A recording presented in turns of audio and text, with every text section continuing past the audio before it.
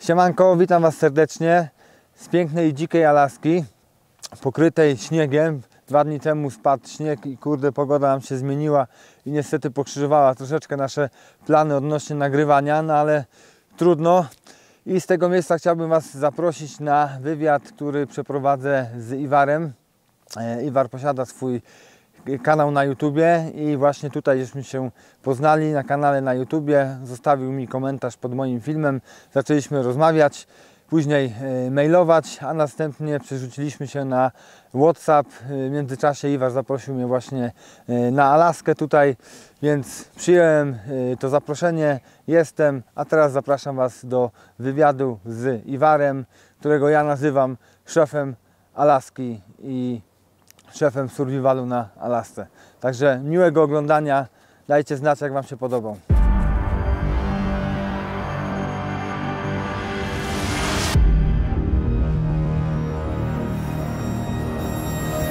So Ivar, on the start our conversation, I would like to say thank you for your invitation. You're welcome. To Alaska. You're welcome. You're both welcome.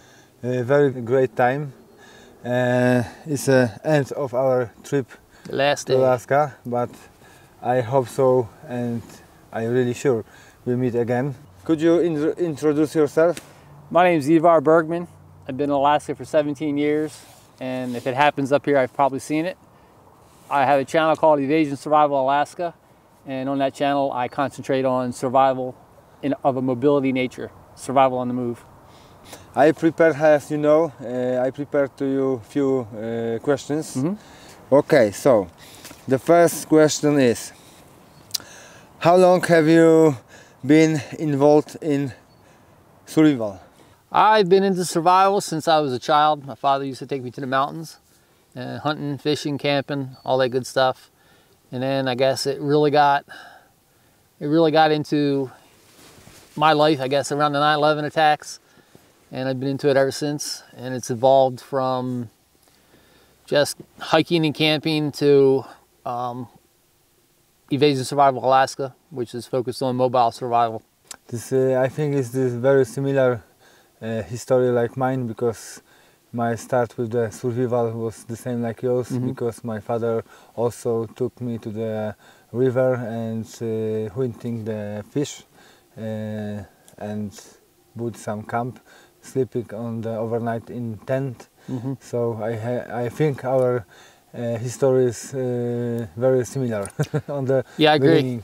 And another question is, where does your passion for survival and military come from? I don't really know. It's just part of my personality. I don't really mix the survival and the military, although it kind of looks like I do. Yeah. I think from my point of view, civilian escape and evasion survival is really nothing like SEER. And in a civilian escape and evasion survival situation that I train for, that I prepare for myself, it has to do with staying out of the way when the collapse happens, being in the mountains, staying hidden, not making a nuisance of yourself. And if the civilian portion of that turns into an actual escape and evasion, an active escape and evasion scenario, it's when something's gone very wrong within my plan. Okay. It's cut up into 2 sections. There's passive evasion, which is me surviving, going from shelter to shelter, using supplies, harvesting off the land, and that's called passive evasion. It's very low key. Nobody knows I'm there. I'm not making a nuisance of myself. I'm not messing with anybody. And if it actually goes into active escape and evasion, that's when somebody has discovered me or something very wrong has gone in my plan and I have to be on the move indefinitely, and it's a bad situation. So the next question is, did you come up with the idea for a YouTube channel yourself, and did I take you long to start it? I guess, yeah, I did come up with the idea myself, mainly by watching other people train in ways that made absolutely no sense. You had people thinking they were going to load up their car and drive to wherever they were going to go, or they're going to load up their RV full of family and supplies and just go. It doesn't work that way. You know, when the grid goes down and the full collapse comes, Nobody's driving anywhere because everything's going to be a roadblock and everything's going to be everybody fighting each other for everything. Okay. And I won't be near that. I'll be up here in the mountains, staying away from it. But your channel is still grow up. Yeah, it's evolved over the years in many different directions, but it's basically focused on me, my situation for rural escape and invasion survival.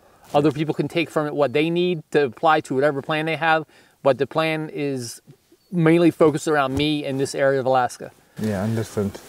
But I remember when first time we meet on the internet, on the YouTube, because you wrote some commentary behind my movie, and this is from we know each other. That was very crazy. That was, I think, more than years ago. I think it was over 2 years ago. No, 2 years. No, 2 years. No? No, yes, because I don't have 2 years my channel. Oh. This is almost in the July will be 2 years. Oh, okay. So anyway, how we meet on the internet. I remember you had 3,000 subscribers. Yeah. Yes, subscribers. And now you have more than 6,000. So yeah, it's pretty cool. Yeah, it's grown a little bit, but my channel's not monetized, so it doesn't get like the priority to end up in people's feeds. People don't see it unless they really talk about it. Okay, but you should earn about this. Yeah, I know. You know this. We talked about this before, yes. So the next question: where did the idea come from to make and save your own equipment? That just comes from a lifetime of experience of understanding that no one can make gear that works for you better than yourself. Yes. And it also comes from a sense of independence, because I can make a backpack exactly the way I need it, exactly the way I want it, with no extras. I don't have to rely on somebody in some factory somewhere deciding what I need. I can decide it for myself through my own experiences. And when you make something yourself, from design to quality control to the final product, I'm in control of it. Yeah, I decide how well built it is. I decide all the options. I decide all the details. And it's just a matter of experience. And I think most people, if they stay in it long enough, they end up doing the same thing. But you know, you have to have skills to do this. It takes time. And also you have to have machine to sew. Yeah, it takes time. I mean, I didn't start out good. I started out crap, and now I'm making my own clothing. I started off with modifications, and then it went to building pouches and my own backpacks, and now I'm making my own clothing. That's cool. Your stuff is pretty cool. I like it, your stuff, and you also borrow for Marcela a few stuff, and that was pretty cool. Before you don't have any exploration with a machine sew? No, I started sewing probably in 2003, maybe 2004. I got an old sewing machine and I started making my own gear. Okay, so it's a long time. Yeah, it's a long time. So now you are have a big experience. Yeah, I got pretty good experience. Very good thing. Yeah, it grows every year. I've just navigated myself into making actual clothing for myself. So you can try make some company. Yeah, I could, but if I had the people skills, which I don't. So I have a next question, the last one for you. Tell us about your best or most dangerous adventure during trip to the forest. Easily the bear attack. When the grizzly bear attacked me. Could you tell us about this? You want the whole story? Yeah. Okay. Well, yeah, I was up on top of a mountain one day, and I just taking pictures. Day just like today. It starts out normal. You think it's a normal day. You think it's going to be a normal day. And I'm taking pictures, and I sat my gun down, taking some more pictures. Something told me, Evara, pick that gun up. So I picked the gun up, I took a couple more pictures, and I walked over to my backpack, and I leaned down to get something out of my backpack, and I'm messing around getting something out. Yes. And I look up, and about 40 feet from me is a 650-pound male grizzly bear, and he's sniffing the trees that I just rubbed against to get up on top of that cliff. And he was stalking me, and he was looking for me. So I had really no choice. I had nowhere to go because I was up on a cliff. And so... You or him? Well, he was on the side of the cliff that didn't have the fall. I was on the on the downward slope of that. So, you know, what are you gonna do? I didn't want to shoot the bear, so I tried to yell, "Hey bear," but as soon as the bear came out of my mouth of bear, he was on me, and I knew he wasn't stopping, so I shot a volley at him, hit him with a bunch of bullets, and he kind of like looked at me and then came at me again, and he came at me again, so I fired another couple rounds at him, a couple face shots, and I broke one of his arms, and I hit some center mass shots, Yes. and it killed him. How many shots you... I fired nine shots at him, and I found 7 holes that I hit him with, and that was as he was running at me. Yeah, that bone what you show me in your home, that was from that bird. Yep, I think that was the winning shot, because he was done after that. Okay. It broke his arm, and I saw his arm flop in the air. And at first I thought he was trying to guard his face because I got the face shots, but that was because his arm, the bone was, it was done, it was broken. Yeah. That is very, very... Life and death, that's survival. That's survival, yeah, That's exactly, survival. that's survival. Yeah. And this Nobody's is, coming to help me. Yeah. No one's gonna say time out. They have a connect with the phone, you know what I mean, with the internet. Yeah, I did have an internet signal then, and I called the police like I was supposed to do. Okay. But you have to put information to police, police. Yeah, you had to call them, and like 3 of them came up because I wasn't exactly sure where it went down in the bushes after it jumped off the rock to get away from me.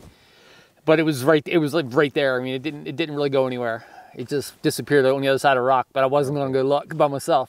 And like 3 policemen came up, and they had to climb that mountain. They weren't very happy. They had to climb the mountain. They were pretty tired when they got up there. But fortunately, the bear was not far away, and we found it, and it was dead. Okay. It had been dead for a while. Understand.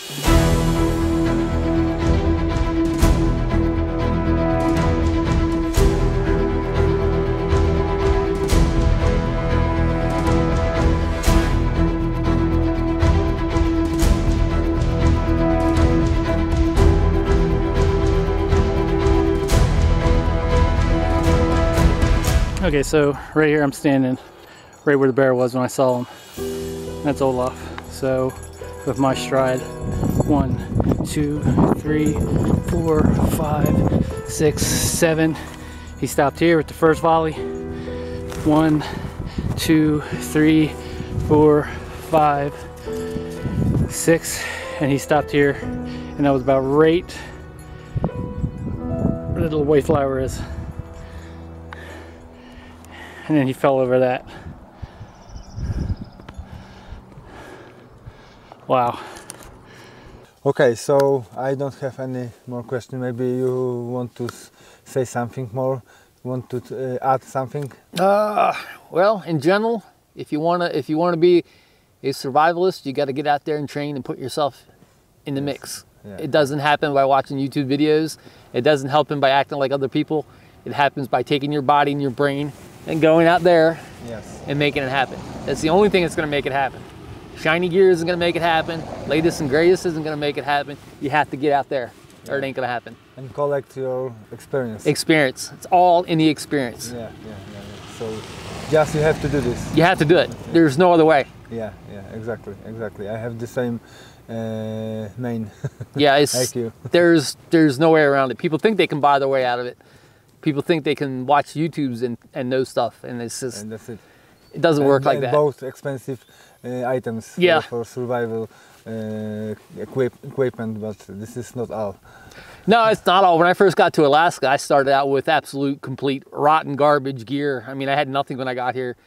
But you have knowledge. I had knowledge, not as much as I thought. Alaska really told me I didn't know nowhere near as much as I thought I knew. Okay. And it took many hard lessons. Yeah.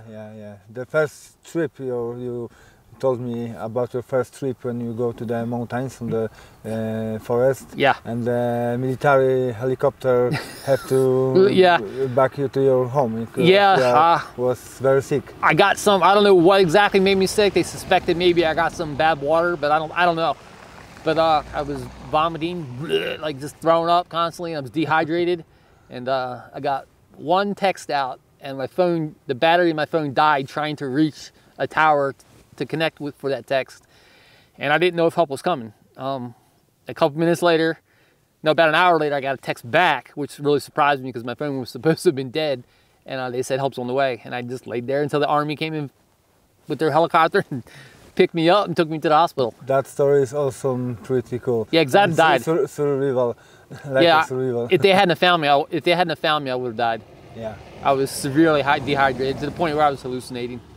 I understand. This is very pity, but anyway, you survive and you are survival man. And in my opinion, he is the boss of the Alaska. Thank you for that. Thank you for that. And now you can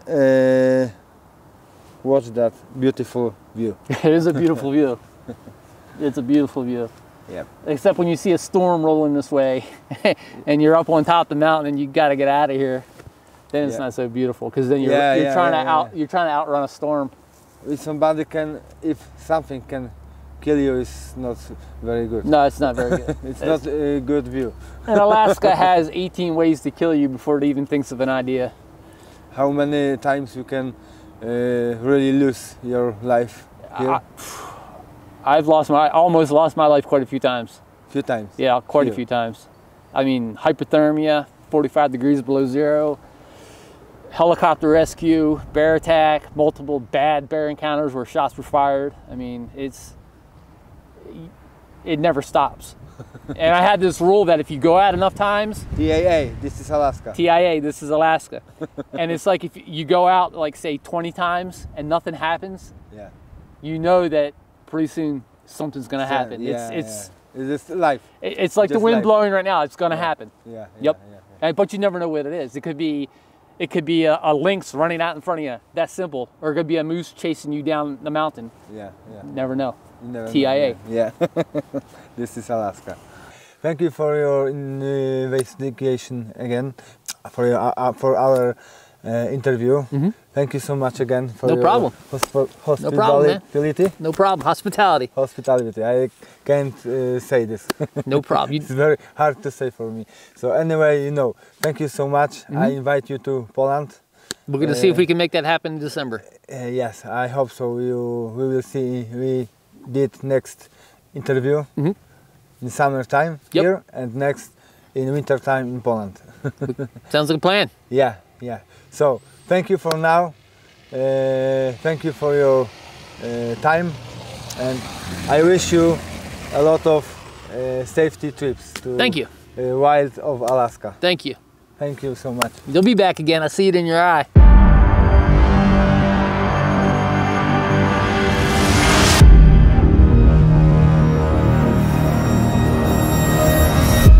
Dang. You are sad because we go back to Poland. He will be. He will be, yes. I will be too. Don't cry, Ivan. Don't cry. You want to go for a ride? You want to go for a ride? Okay. I got him.